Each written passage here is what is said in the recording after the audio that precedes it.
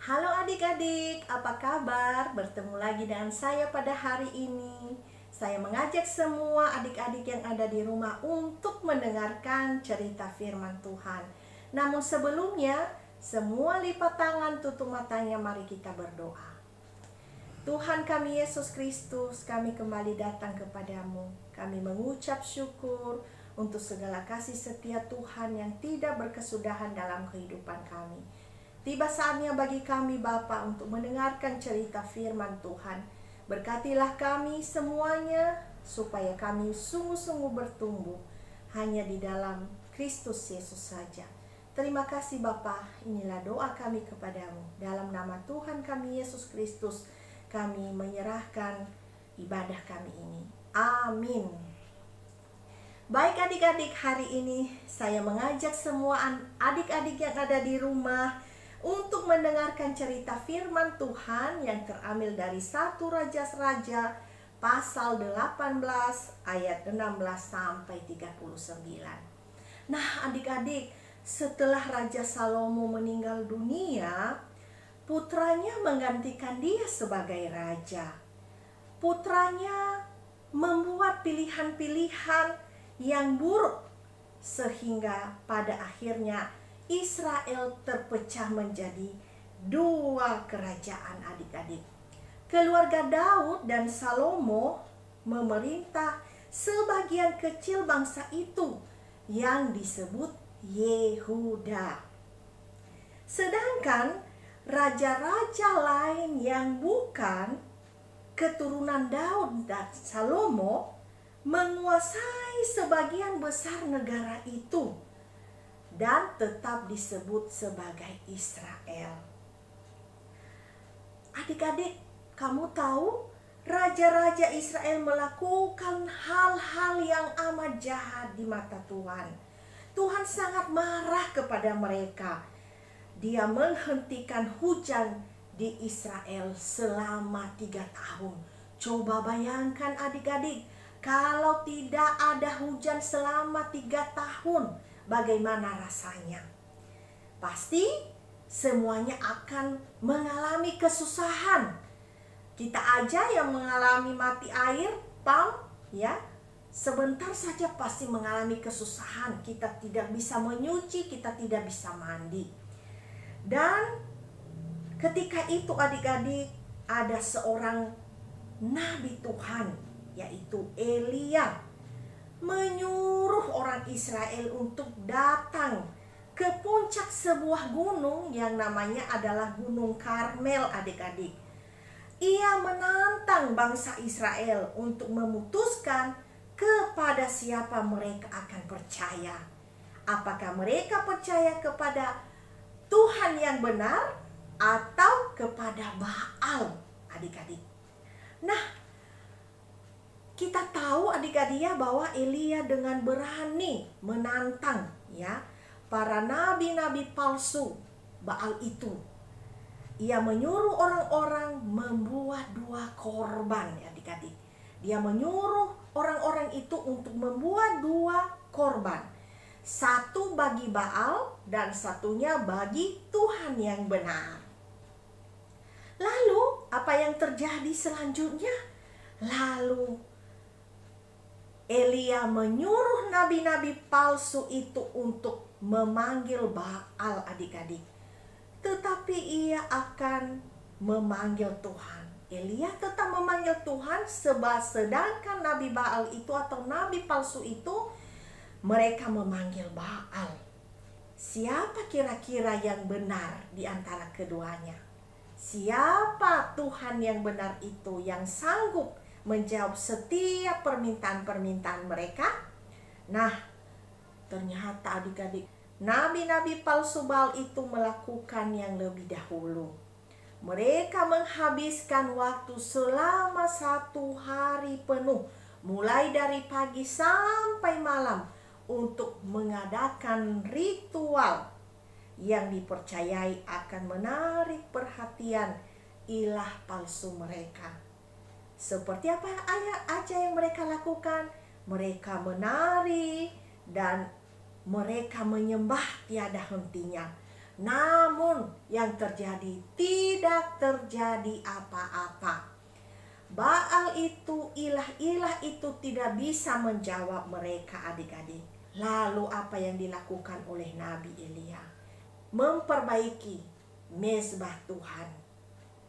Elia memberikan korbannya adik-adik, di mana Elia menuangkan banyak air, bahkan dia juga memberikan korban lalu berdoa kepada Tuhan.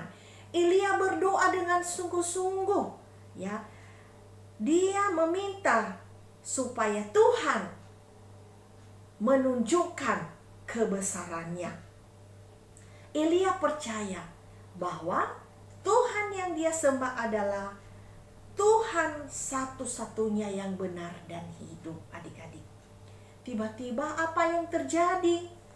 Yang terjadi adalah api Tuhan turun dari langit, adik-adik, dan membakar habis semua korban yang diberikan oleh Nabi Elia. Bahkan kayu, batu-batu mezbah serta airnya dilalap habis oleh api itu. Nah, ketika semuanya tahu bahwa Tuhan yang disembah oleh Eli adalah Tuhan yang benar, maka semua nabi-nabi itu, nabi-nabi palsu itu, mereka sangat tersanjung adik-adik. Mereka melihat langsung apa yang terjadi. Mereka bersujud dan berseru, sungguh Tuhan itulah Allah. Tuhan itu adalah Allah. Nah, adik-adik, Tuhan ya mengingatkan bangsa Israel bahwa jika mereka berpaling dari Tuhan, maka Tuhan akan melakukan sesuatu. Tetapi setelah mereka berseru kepada Tuhan, sungguh Tuhan itu Allah. Kamu tahu, ketika kita menyembah satu Tuhan yang benar, maka kita tidak perlu mengorbankan lagi korban-korban yang lain. Karena kenapa adik-adik? Karena Yesus adalah korban yang sempurna. Tuhan Yesus telah mati di salib untuk menebus segala dosa-dosa kita. Tidak ada lagi korban yang perlu kita persembahkan. Nah, adik-adik, mari ya kita menyembah kepada satu Tuhan yang benar saja ya, yaitu kepada Tuhan yang menciptakan langit dan bumi. Jangan pernah ragukan kuasa Tuhan. Jangan pernah kau buat Tuhan kecewa atas hidupmu ya, atas apa yang kamu lakukan yang tidak berkenan di hadapannya.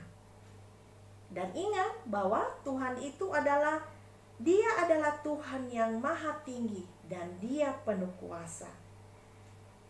Jadi adik-adik, kalau misalnya ada hal-hal yang lebih penting yang kita pentingkan daripada Tuhan, maka itu sudah salah. Misalnya, kadang-kadang tanpa kita sadari ada baal-baal yang kita simpan dengan baik-baik. Ada baal-baal dalam hidup ini dan Tuhan tidak berkenan. Di mana? Contohnya, kita lebih mementingkan handphone kita daripada berdoa. Kita lebih mementingkan main game. Kita lebih mementingkan menonton televisi daripada berdoa kepada Tuhan. Itu sudah salah adik-adik. Atau ada hal lain seperti mainan.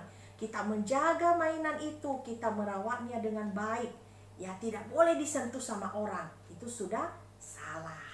Jadi, mari kita senantiasa percaya hanya kepada satu Tuhan yang benar, supaya Tuhan Yesus tidak marah kepada kita.